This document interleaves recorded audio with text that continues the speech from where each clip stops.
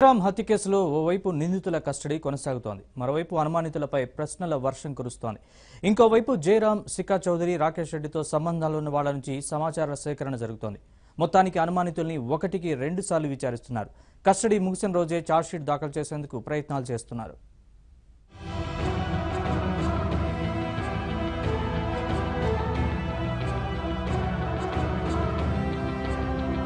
NRI పారిశ్రామికవేత్త చిగురుపాటి జయరాం హత్య case విచారణ తుది దశకు చేరుకుంటోంది. నిందితులు ఇద్దరిని 2 విడతలుగా మొత్తం 11 రోజుల పాటు కస్టడీలోకి తీసుకున్న హైదరాబాద్ జూబ్లీహిల్స్ పోలీసులు గురువారం 9వ రోజు 10 కోణాల్లో ప్రశ్నించారు.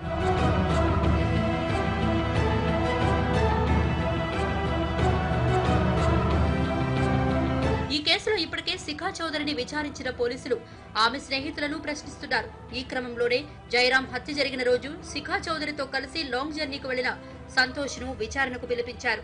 ఇద్దరూ కలిసి ఎంత దూరం లాంగ్ జర్నీకి వెళ్లారు, జయరాం హత్య జరిగినట్లు సరిగ్గా ఏ సమయంలో తెలిసింది, ఆ తర్వాత ఏం చేశారన్న కోణంలో ప్రశ్నలు సంధించారు.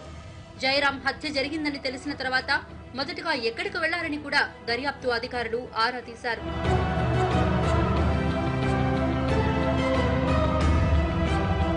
అలాగే దర్యాప్తులో భాగంగా హైదరాబాద్ శివారులోని కుత్బుల్లాపూర్ ప్రాంతానికి చెందిన పలువురు రియల్ ఎస్టేట్ వ్యాపారులను కూడా జూబ్లీహిల్స్ పోలీసులు విచారణకు పిలిపించారు.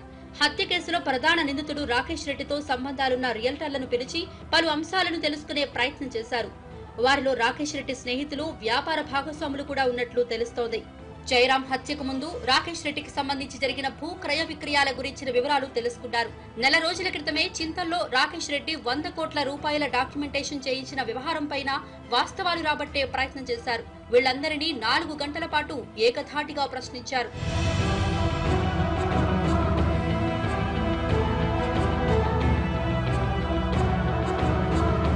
ఇక బుధవారం విచారించిన ఏసీపీ మల్లారెడ్డి, సిఐ శ్రీనివాసులను అవసరమైతే మరోసారి విచారించేందుకు అధికారులు సిద్ధమవుతున్నారు. బంజారాహిల్స్ డీసీపీ, ఏసీపీలు ఈ కేసులో అనుమానితులను రాకేష్ రెడ్డి, శిఖా చౌదరి స్నేహితులను స్వయంగా ప్రశ్నిస్తున్నారు. కేసులో కొత్త విషయాలను రాబడుతున్నారు.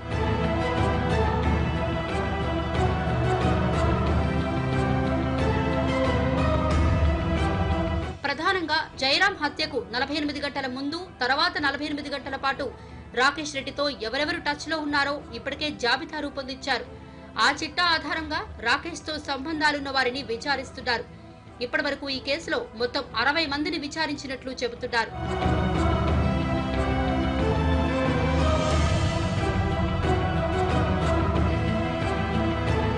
అంతేకాదు, అవసరమైతే మరోసారి శిఖా చౌదరి స్టేట్మెంట్ ను రికార్డ్ చేయాలని పోలీసులు భావిస్తున్నారు. శిఖా చౌదరి విచారణలో వెల్లడించిన మేరకు జయరాం హత్య జరిగిన రోజు ఆమెతో కలిసి లాంగ్ డ్రైవ్ కు వెళ్లిన సంతోష్ ను ప్రశ్నించారు. సంతోష్ చెప్పిన వివరాలను క్రాస్ చెక్ చేసుకునేందుకు మరోసారి శిఖా చౌదరిని పోలీసులు విచారించే అవకాశం ఉందని తెలుస్తోంది. ఇక శుక్రవారం, శనివారం కూడా మరికొంతమందిని విచారిస్తామని పోలీసులు చెబుతున్నారు. ఈలోపుగానే మరికొందరి అరెస్టులు జరగవచ్చంటున్నారు. ఇప్పటికే అరెస్ట్ చేసిన నిందితుల కస్టడీ శనివారం ముగియనుండటంతో ఇప్పటిదాకా సాగిన సాక్షుల విచారణ ఆధారంగా శనివారం న్యాయస్థానంలో ప్రాథమిక ఛార్జ్షీట్ దాఖలు చేసేందుకు జూబ్లీహిల్స్ పోలీసులు సిద్ధమవుతున్నారు.